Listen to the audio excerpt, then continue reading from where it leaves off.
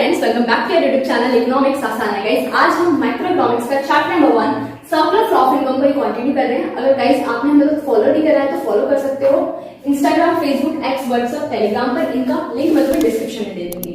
आज की क्लास में हम डिटेल में डिस्कस करने वाले हैं किस तरीके से जो इनकम है वो सर्कल में फ्लो करती है इन अ सिंपल और टू सेक्टर इकोनॉमी। अब हमारी इकोनॉमी में कितने सेक्टर होते हैं? मैंने बताया था लास्ट क्लास में कि 4 सेक्टर होते हैं, house hold, firm, government and rest of the world. अब ऐसा हम एज्यूम करके चलते हैं कि इकोनॉमी में क्या है, सिर्फ और सिर्फ 2 ही सेक्टर है, हाउस होल्ड और फर्म। तो इनकम हाउस होल्ड और फर्म के बीच में किस तरीके से फ्लो करेगी, फिर डायग्राम में इसको समझने वाले हैं। तो सर्कुलर फ्लो ऑफ इनकम को आगे पढ़ने से पहले हम कुछ अजम्पशंस लेकर चलते हैं, मतलब कुछ चीजें हम मानकर चल रहे हैं। तो सबसे पहले अजम्पशन आती है there are only 2 sector in an economy, कि इकोनॉमी में क्या है, सिर्फ और सिर्फ 2 ही सेक्टर है, हाउस होल्ड और firm. Rest of the world and government exist ही नहीं करते, ऐसा हम एज्यूम करके चल रहे हैं। ठीक है। सेकेंड अजम्पशन आती है house hold supply factor services only to firm, कि हाउस होल्ड जो है अपनी factor services land, labour, capital and employ, 4 हमारे फैक्टर्स ऑफ प्रोडक्शन होते हैं, सिर्फ और सिर्फ किसको देगी, फर्म को देगी। और फर्म क्या करेगी, फैक्टर सर्विसेज हायर करेगी सिर्फ और सिर्फ किससे, हाउस होल्ड से। तो हाउस होल्ड क्या करेगा, फैक्टर सर्विसेज फर्म को देगा, और फर्म सिर्फ और सिर्फ फैक्टर सर्विसेज किससे हायर करेगी, हाउस होल्ड से। क्योंकि कोई अदर सेक्टर एग्जिस्ट ही नहीं करता ना जिसको हाउस होल्ड अपनी फैक्टर सर्विसेज दे सके, या फर्म जो है किसी अदर सेक्टर से फैक्टर सर्विसेज हायर कर सके। तो यहाँ पर फैक्टर सर्विसेज हाउस होल्ड सिर्फ फर्म को देगा और फर्म सिर्फ हायर करेगा हाउस होल्ड से। Clear? Firm sell entire output to the house hold. अब फर्म फैक्टर सर्विसेज का यूज करके जितना भी प्रोडक्शन करेगी वो किसको सेल करेगी, एंटायर आउटपुट हाउस होल्ड को सेल करेगी।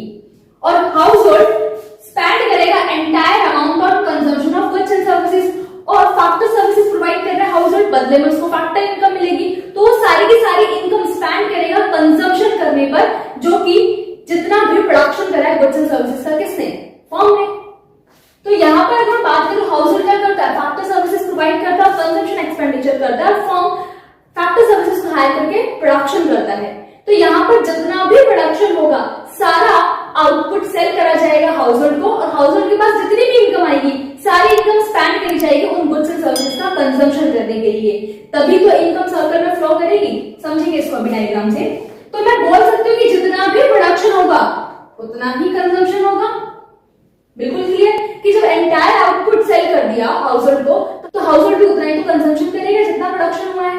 तो total production is equal to total consumption. और एक और चीज तो बोल सकती हूँ कि factor income equal to consumption expenditure, क्योंकि एंटायर अमाउंट स्पेंड कर रहे हैं तो जितनी इनकम होगी उतना ही क्या होगा, कंजम्पशन एक्सपेंडिचर होगा। क्लियर हुआ? Then there are no saving in the economy, economy में कोई भी सेविंग नहीं है, एज्यूम करके चलते हैं, क्योंकि कहीं ना कहीं हम इनकम का कुछ पार्ट सेव करते हैं, फर्म भी अपने प्रॉफिट से कुछ सेव करता है, बट हम एज्यूम करके चलते हैं कि कोई भी इकोनॉमी में सेविंग नहीं होगी, ना कंज्यूमर अपनी इनकम से सेव करेगा, ना फर्म अपनी प्रॉफिट से सेव करेगी। क्लियर हुआ? अब ये चीजें हम कुछ चीजें मानकर चल रहे हैं, तभी इनकम क्या करेगी, सर्कल में फ्लो करेगी between 2 sector of an economy. तो 2 सेक्टर है, एक है हाउस होल्ड और दूसरा है फर्म। हाउस होल्ड क्या करता है, फैक्टर सर्विसेज प्रोवाइड करता है और कंजम्पशन एक्सपेंडिचर करता है। फर्म क्या करती है, फैक्टर सर्विसेज को हायर करके गुड्स एंड सर्विसेज का प्रोडक्शन करती है। तो सबसे पहले हाउस होल्ड से फैक्टर सर्विसेज जाएंगी land, labour, capital and employ, जिसको फैक्टर्स ऑफ प्रोडक्शन बोलते हैं फर्म के पास।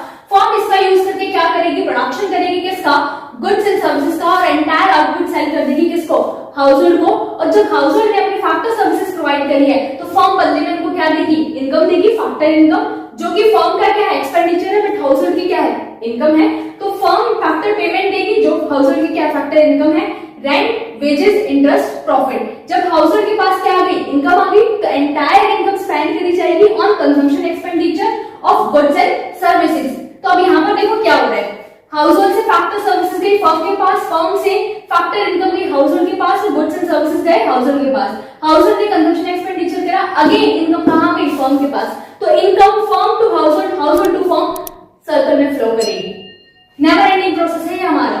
फर्म से क्या जाएगी, फैक्टर इनकम जाएगी, और वो एंटायर इनकम स्पेंड कर देगा हाउस होल्ड कंजम्पशन एक्सपेंडिचर पे। तो फर्म के पास दोबारा इनकम आ गई है, दोबारा फैक्टर सर्विसेज हायर करेगा, गुड्स एंड सर्विसेज का जनरेशन करेगा, इनकम डिस्ट्रीब्यूट होगी, देन अगेन कंजम्पशन एक्सपेंडिचर होगा, ये प्रोसेस चलता जाएगा। लास्ट क्लास में हमने डिस्कस करा था कि क्यों फर्म से हाउसहोल्ड, हाउसहोल्ड से फर्म, इनकम फ्लो कर रही है सर्कुलर मैनर में, नेवर एंडिंग प्रोसेस। ये क्यों है? क्योंकि इसके दो रीजन है। सबसे पहला रीजन है कि प्रोडक्शन एक कॉन्टिन्यूस एक्टिविटी है because of our never ending human wants. हम चीजों का बार बार क्या करते हैं? डिमांड करते हैं। हमारी जो वांट्स है वो नेवर एंडिंग है, रीअकरिंग है, इसकी वजह से प्रोडक्शन प्रोसेस कॉन्टिन्यूस है। तो अगेन बार बार क्या करेगी फर्म? प्रोडक्शन करेगी, डिस्ट्रीब्यूशन करेगी, देन कंजम्पशन एक्सपेंडिचर होगा। तीन फेजेस हमने पढ़े थे। सेकेंड रीजन आता है हमारा one person expenditure is another person income. एक का खर्चा दूसरे की इनकम होता है कि फर्म जब फैक्टर पेमेंट दे रही है तो हाउसहोल्ड की क्या फैक्टर इनकम है, और जब हाउसहोल्ड कंजम्पशन एक्सपेंडिचर कर रही है तो फर्म की क्या इनकम है। तो एक का खर्चा दूसरे की इनकम होता है, इसलिए firm to household, household to firm income circle manner में फ्लो करती रहेगी। और जितना प्रोडक्शन हुआ है उतना ही क्या होगा? कंजम्पशन होगा, उतनी ही इनकम जनरेट होगी। ठीक है। अब ये जो आउटर लूप है हमारा, ये जो बाहर का लूप बना हुआ है, यहाँ पे फैक्टर सर्विसेज के बदले गुड्स एंड सर्विसेज का एक्सचेंज कर रहे हैं। तो गुड्स एंड सर्विसेज का एक्सचेंज करते हैं, इसको हम बार्टर सिस्टम बोलते हैं, है ना, गुड्स के बदले गुड्स का एक्सचेंज। तो ये हमारा क्या कहलाता है? रियल फ्लो या फिजिकल फ्लो कहलाता है। क्लियर? देन इनर लूप की बात करें जिसमें हम कंजम्पशन एक्सपेंडिचर के बदले फैक्टर इनकम का एक्सचेंज कर रहे हैं, तो मनी में फ्लो कर रहे हैं हम, तो इसको मनी का फ्लो करेंगे, मनी में एक्सचेंज कर रहे हैं, तो इसको मनी फ्लो या नॉमिनल फ्लो कहते हैं। अब इन दोनों के बीच में डिफरेंस क्या है, रियल फ्लो क्या होता है, मनी फ्लो क्या होता है, हम आने वाली क्लास में डिस्कस कर लेंगे।